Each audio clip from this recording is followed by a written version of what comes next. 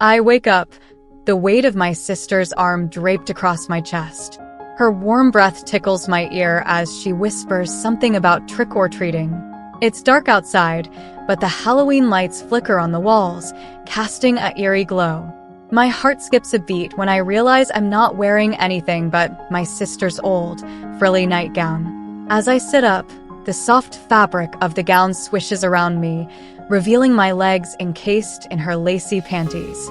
I try to steady my breath, feeling a mixture of confusion and arousal course through my veins. My sister stirs beside me, mumbling something about me needing to use the bathroom.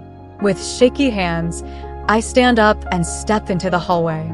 The house is quiet, but there's an unsettling feeling in the air. As I make my way to the bathroom, I can't help but notice the posters of women on the walls, all wearing revealing costumes and makeup. It's like my sister has transformed the entire house into a Halloween version of herself. When I finally reach the bathroom, I catch a glimpse of myself in the mirror. My hair, normally short and spiky, is now long and flowing, cascading down my back. My features, once boyish and masculine, now look delicate and feminine. Even my voice, when I speak, sounds higher and softer than usual. Panic starts to set in as I realize what must have happened. My sister must have drugged my drink and somehow transformed me into her. I'm not sure how or why, but I know I need to find a way to reverse this before anyone sees me like this. With trembling hands, I fumble through my sister's makeup bag, hoping to find something that will help me regain my old self. Inside the bag, I find a treasure trove of feminine products: lipsticks, eyeshadows, blushes, foundations, and even a few wigs. I grab a random bottle of foundation and begin to apply it to my face, hoping it will cover up my new features. It feels strange, almost surreal, to be using my sister's things like this. As I work on applying the foundation, I hear movement from downstairs. Footsteps and laughter. My heart sinks. I know I don't have much time left before someone finds me like this. Desperation sets in, and I start to frantically apply makeup, trying to make myself look as much like my old self as possible. Finally, I manage to get the makeup on relatively evenly. I take a deep breath, smooth down my hair, and make my way back to my room. My sister is still asleep, unaware of what has happened. I climb back into bed, praying that she won't wake up and notice anything different about me. My heart is racing, but for now, I'm safe. But I know this isn't the end. I still have to figure out how to undo this transformation, and I'm not sure who I can trust or where to turn. The weight of my new reality presses down on me like a lead blanket, but for now, I try to focus on just surviving the rest of the night. The house begins to stir as people start trick-or-treating. I can hear the sounds of laughter and excitement outside, but all I can think about is how I'm going to explain this to my friends and family. And what will my sister do when she finds out what she's done to me? The thought is too terrifying to contemplate. As the hours pass, exhaustion finally overtakes me, and I drift off into a fitful sleep. In my dreams, I'm still me, but everything is tinged with a strange, otherworldly quality. I see myself as both a boy and a girl at the same time, caught in some kind of twisted limbo. When I wake up, I can only hope that the world outside my bedroom will have returned to some semblance of normalcy. But deep down, I know that nothing will ever be the same again. I creep downstairs, avoiding eye contact with my sister and anyone else I might recognize from before the transformation. My heart pounds in my chest as I make my way through the house, praying that no one will notice anything different about me. Finally, I reach the front door and slip outside. The cool autumn air feels like a welcome reprieve from the strange, claustrophobic world inside. I decide to head to school, hoping that maybe some sense of normalcy will help me make sense of everything that's happened. As I walk, I notice that people seem to be treating me differently. They smile more, laugh more easily. Even the way they look at me is different. It's like they see someone else entirely. I can't help but wonder if they know what's happened, if they can see through the illusion. When I finally make it to school, I find a quiet spot to sit and gather my thoughts. I try to concentrate on my classes, but it's hard to focus with everything that's going on. During lunch, I overhear some of my classmates talking about me.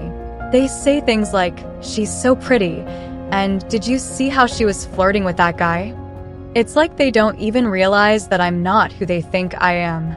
Later that day, as I'm making my way home from school, I decide that I need to confront my sister.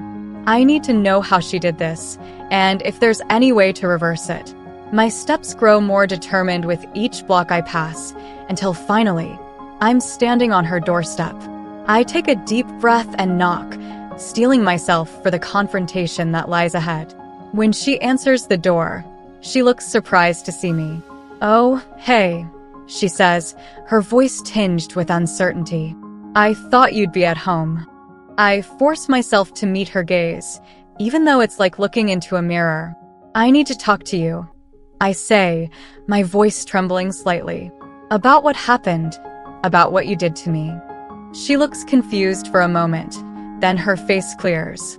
"Oh, that," she says, waving her hand dismissively. "It was just a joke, you know. I didn't think it would actually work." "But it did," I say, my voice rising. "And now I don't know what to do. I can't go back to how things were before." She looks at me with a mixture of sympathy and regret. "I'm sorry," she says. "I didn't mean for it to go this far. But I don't think there's anything we can do about it now. The spell is permanent." I feel a wave of despair wash over me. "Permanent?" I choke out.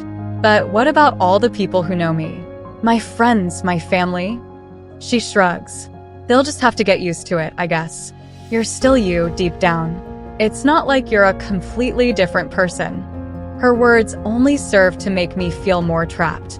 I want to scream, to rage against the injustice of it all, but I can't.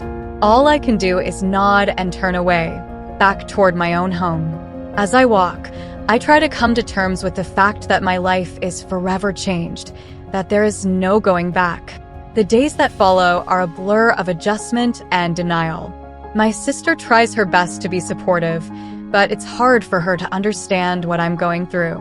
My friends are mostly accepting, but there's an undercurrent of confusion and uncertainty. Some people even seem to enjoy the attention that comes with being in my company. I try to focus on school and my hobbies, anything to distract me from the constant reminder of my new appearance. One afternoon, as I'm sitting alone in my room, I come across an old book on my shelf.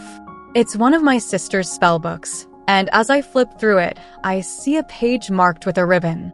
The spell is called Reverse Gender Transformation, and it looks like it might be what I need. Tentatively, I gather the ingredients she's listed and find a quiet spot in the backyard to perform the ritual. As I cast the spell, I close my eyes and focus all of my energy on undoing what my sister has done to me.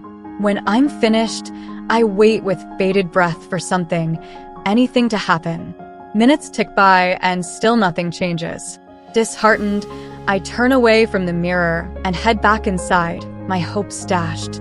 But when I arrive at school the next day, I'm met with a mixture of surprise and relief. My body has slowly begun to revert back to its original form. The changes are subtle at first, but over the course of the day, they become more pronounced. By the end of the school day, I'm once again my old self. My sister's spell has been undone. I don't confront her about it right away. I need some time to process everything that's happened. But as the days pass, I find myself thinking more and more about the consequences of her actions.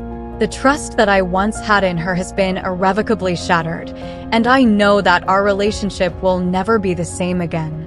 Still, I'm grateful for the second chance at my life, and I vow to be more careful about who I let into my inner circle from now on. Thank you so much for watching till now. It means the world to have you here. This community is all about empowering each other and celebrating the incredible journeys of everyone on their path to living authentically. If you're ever feeling lost or alone, remember you have a whole family here for you. Hit that subscribe button. Smash that like button, and let's keep inspiring each other, sending you all the love and strength in the world. Until next time, live your life by your rules.